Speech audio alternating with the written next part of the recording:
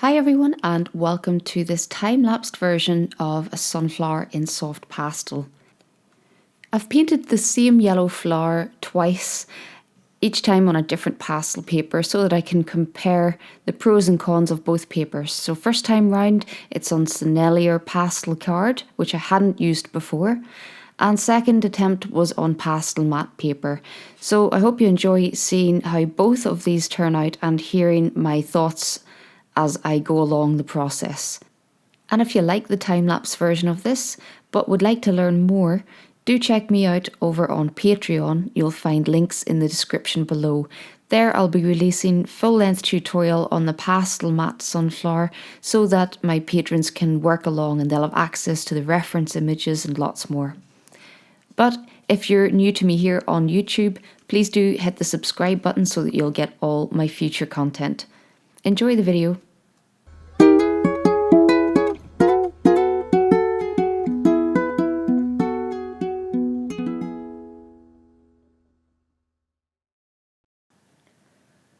So let's make a start with the Sennelier pastel card. This was my finished flower, not my usual level of detail, but I was quite happy with how it turned out. I like the appearance of it, and this is the palette of colours that I used. I tried to keep that pretty much the same throughout the two paintings, although you will notice a lot of differences between the two as well. So first time on Sennelier pastel card, and it's quite a rough feeling paper, so quite a heavy grain on this, not my usual taste for a paper. I usually prefer the smoother, finer grains right through to the soft velour. So this is completely out of my comfort zone on a rougher paper. And I knew from the beginning that I would have to approach it in a slightly different way, and I had no idea how the pastel would take to this paper. It holds the pastel pigment really nicely. You can put on a few layers of pigment. It covers the grain of the paper really nicely. You can blend it in, or you can leave the rough edges of the pastel marks showing. And this was a tricky thing to choose to try and do on this paper. It's out of my comfort zone. I'm not used painting flower heads in a lot of detail like this. Also, I think to get a lot more detail in this piece, I would have to work a bit bigger. This was only 8 inches square. So I tried to bear in mind that it was a small study and not go into huge amounts of detail. And that was good on this paper because it was literally impossible to go into much detail for me anyway. And I never judge a paper on my first attempt on it, as it usually takes a few goes to get the hang of a paper. But in this case, I really struggled to get any detail. And I think for that reason, I really just started to have fun with it, loosen up a bit, not worry so much about getting the edges neat. And I just played with going really vibrant on the colours, trying to hint at those bits of light being caught on the petals, and the way the sunlight shines through the petals, trying to choose out lots of lovely vibrant colours. But it was certainly a task and a half to try and get any detail on this paper. I found also that I couldn't make use of the pastel pencils. They just didn't really seem to work on this paper once I got some soft pastel pigment down there first. Perhaps if you're just working in pastel pencils, you might have some luck on this paper, but the two certainly didn't combine very well for me, which is a shame because I like coming back in at the end and using the pencils to really refine what I've done with the soft pastels. So I really had to try and aim the big sticks where I wanted them because I knew I couldn't do an awful lot of tweaking afterwards with the pencils. So a very different type of pastel paper surface than what I'm used to. But I have seen some wonderful work done on lots of the grittier sanded types of surface. So it's one that I'm willing to experiment further with.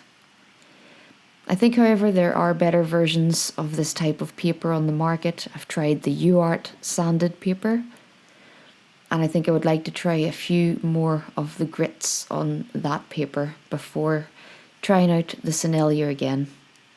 But all in all, a very fun experience, letting go of my usual standard of detail, and it was a lot of fun.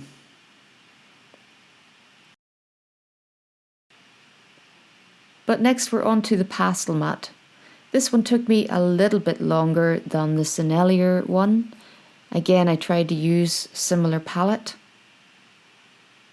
but I was able to achieve more detail in this one, and I also made a few edits. I decided this time to create a slight gradient in the blue sky, and I also removed one more of the green leaves in the composition, which you can see in the photo reference. So right away, I'm testing out just how well I can get some of those sharp edges with the yellow pastels. And also I can use my blue pastels from the sky to come around and neaten the shapes of each petal. So it's a very workable paper, this. You'll also see the odd time in this version that I've used my left hand to make some of the marks. Now I'm not particularly ambidextrous, but I have been using my left hand, especially while filming. If I were doing this while not filming, I would move around the piece more. I would have my nose pressed up against the piece to see just where I'm going to get contact between the paper and my pastel. But I didn't have that luxury with the camera set in front of the work. And also, I don't mind training my left hand a little bit. If anything should ever happen that I can't use my right hand for a while, hopefully my left hand can take over in some shape or form. So I don't mind making use of my left hand, but my advice would be to turn the piece around or move yourself around the piece so that you can always get those precise marks just where you need them. So a lot more detail available on this paper. You can see that I'm coming in with a lot more pastel pencil in this piece. I'm able to put my soft pastel down with the big sticks and then come back in with the pastel pencils to tweak it into shape.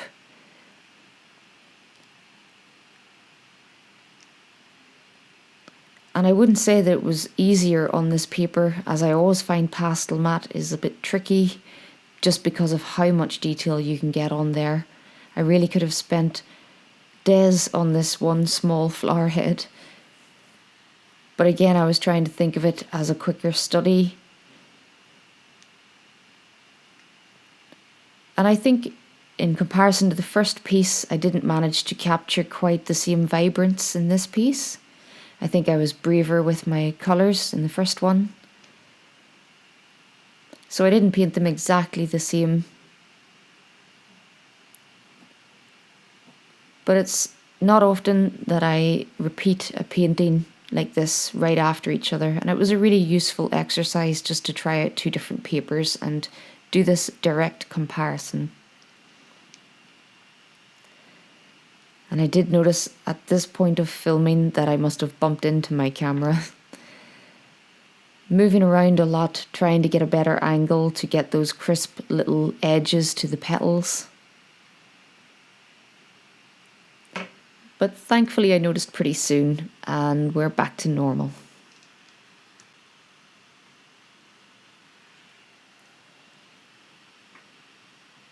So working all the petals around the perimeter before tackling that central area.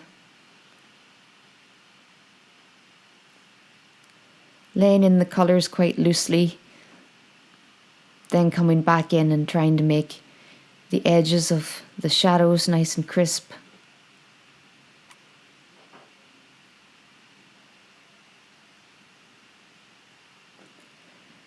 So definitely nice to be able to use more pastel pencil on this Pastelmat version. But it all depends what style and what appearance you're going for in your own work. Do you want it to be super detailed? In that case, a paper like Pastelmat is more for you. But if you prefer the looser style, then definitely consider trying out some of the rougher sanded papers.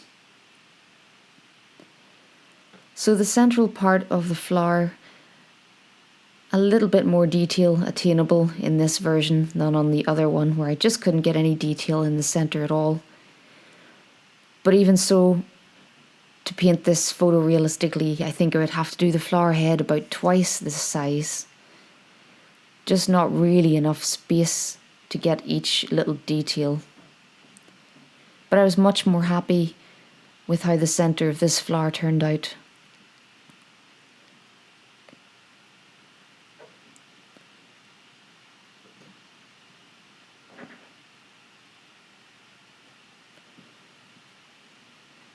So a really interesting experiment. I hope you found it useful to hear my thoughts on both of these papers. And do remember, if you'd like to see the full length version of this sunflower that you can work along with, check out my Patreon channel in the links in the description. But thanks very much to all who have subscribed to me here on YouTube. I very much appreciate your support here on my channel. And until next time, happy pasteling.